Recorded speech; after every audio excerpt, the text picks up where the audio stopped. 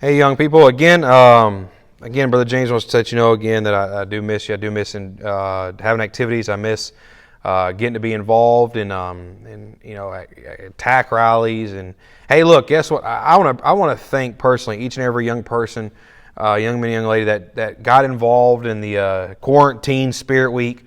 It was awesome watching some of the creativity, some of the things that were involved there. And look, young person, don't think you're too cool to be involved in these things. Again, look, it's where we're at. There's not a lot that we can do as far as personally getting involved and doing things together, but trying to look like everybody can be involved and stuff. So look, I encourage you to be involved. I have something else at the end of the devotion here that we're going to do for this week. It won't be a week-long thing. It'll be just a day thing, whoever gets to me the quickest.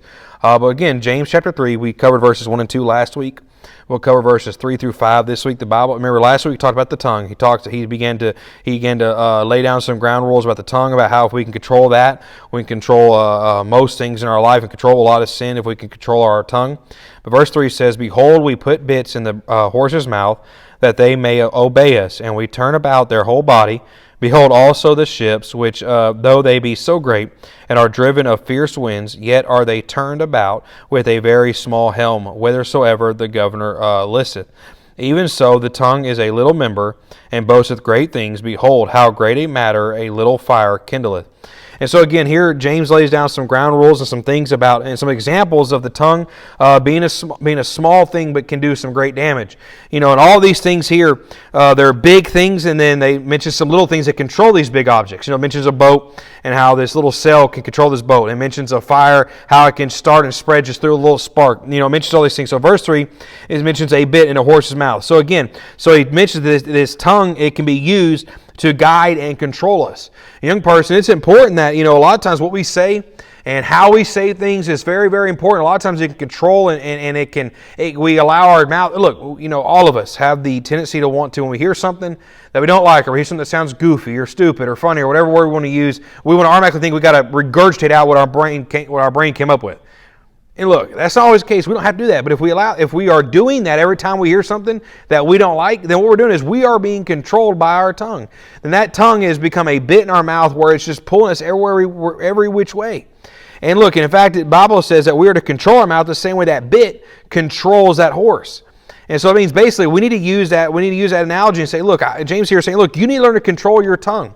And don't let your tongue control you. You need to learn to control what you say. You need to learn to control how you say things. Young person, it is so important to understand that we are to show the love of Christ to each and every person we come in contact with. And you've heard me say it several times in Sunday school and in different things with the teen department that, look, we got to work on that. That we got to be careful. And James here, apparently that means if James had to talk about these things, that means he had a problem in the church back then. And it will always be a problem. As long as people have the ability to speak, it's probably always going to be a problem.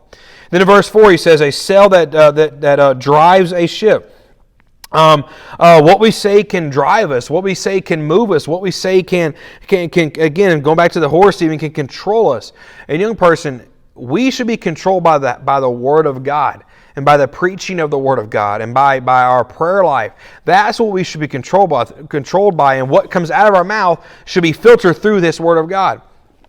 All of us, a lot of people wearing masks and stuff now, and the masks have filters on them where they filter like the dust and the germs and the viruses. It helps filter it from getting into someone's system. And person, that's the way the Word of God should be for us. The Word of God, that everything that we want to come out of our mouth needs to go through the filter of this Word. When you say, okay, you know what, if I'm going to say this, okay, if I filter through the Word of God, is it going to help someone? Is it going to encourage someone? Is it going to bring life? Is it going to bring joy? Is it going to bring encouragement? Or is it going to bring destruction and defeat and heartache and sorrow? Look, our mouth is very powerful. It is very, look, you can think of some of the great speeches in history. And some of them have brought, look, you think of Hitler. Hitler was good with his words, but Hitler's speeches brought death and destruction. You could think of Abraham Lincoln, where he gave some great speeches. You saw some great victories and some great things happen in our country through that. You think of the day of Pentecost with Peter, he gave some great things and spoke some great things, and 3,000 people were saved. But what was a few chapters previous in the Gospels where he used his mouth to curse God and say he never knew him? Young person, it's very important to allow everything we say and do to filter through the Word of God. And then in verse 5 it says, a little member of the body. Again, it can be used to create big problems, or it can be used to boast of good or bad. A young person, if we're not careful, we can allow, again, the word, what we say can either be it can create a big problem, or it can create a big blessing. And person, I don't know about you, but we need to learn. I want to be able to use my mouth to speak blessing and to speak encouragement. And look, I'll be honest. I'll be the first to admit it. I'm not always the best at this. I sometimes will allow my anger or my temper or whatever to get the best of me. And don't judge me, because I know some of you guys, some of y'all do the same thing. And I know some of the young ladies do the same thing. I understand, young person, that our mouth can be used to either start a great fire for God or a great fire for the things of the world and things of the devil. And that means even what we say as far as what we talk about, who we talk about, who we encourage, who we bless. Look, young person, he explained that. So again, how we use our tongue in speech is very important. So we need to remember this. Am I being controlled by my tongue, or is the Spirit controlling me? Am I creating problems with my speech, or am I boasting of good, or am I boasting of bad things? And am I filtering everything I say through the things of God? Young person, through the Word of God. Young person, again, just some thoughts here in the book of James. Next week we'll cover some more verses. I hope you're listening and watching. And look, encourage a friend maybe from JCA to watch it. Look, I want anybody and everybody that wants to watch it to watch this. And so, look, here's this week's contest. Here's this week's game. So this week's game is a photo scavenger hunt. Now, the way this one's going to work is basically first come, first serve. Whoever gets to me first wins.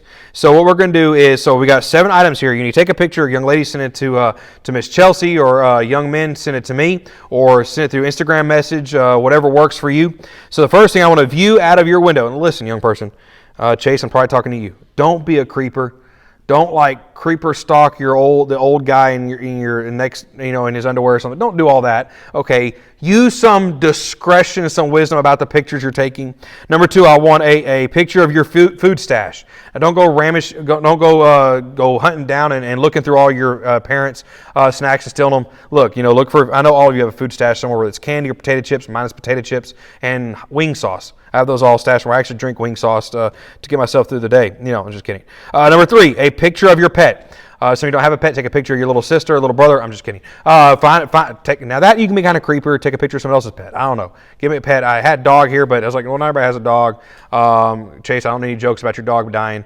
Take a picture of your dog. Number 4, a penny from the 90s. 90s was a good year. A penny from the 90s. Means you got to go hunt down for pennies. And you're like, these are hard. That's the idea of it being a scavenger hunt. It's for you to have to dig around and look for it. Keep yourself busy instead of sitting around and watching YouTube all day. Even though this is on YouTube, so you got to watch this. Number 5, a Christmas gift from 2019. So I don't know, if you got underwear as a gift, I don't want a picture of that. Use some wisdom again. Number 6, what book of the Bible are you reading? And don't lie. God knows you're lying. A book of the Bible you're currently reading. Number 7, your favorite photograph. Whatever your favorite photograph might be, ain't none of your boyfriend or girlfriend know you got those. At least I don't think you do. Anyway, better not. So again, take a picture of all these things and send. Again, guys, send them to me, or girls send them to Miss Chelsea. I know some of y'all have been sending them through Instagram message. You can keep doing that. And again, whoever gets all these pictures first, there's 7 pictures there I'm going to have to receive, or Miss Chelsea have to receive. Whoever sends it to us first wins. So it starts on Monday morning. So again, if you're one of the guys that sleeps till 12 o'clock in the afternoon, you're probably going to lose. I'll make the gift card a little bit more than what I did last week. And so again, be involved. I encourage you to be. And look, and this is something else I want to encourage you to do. Something spiritual, obviously, versus devotion.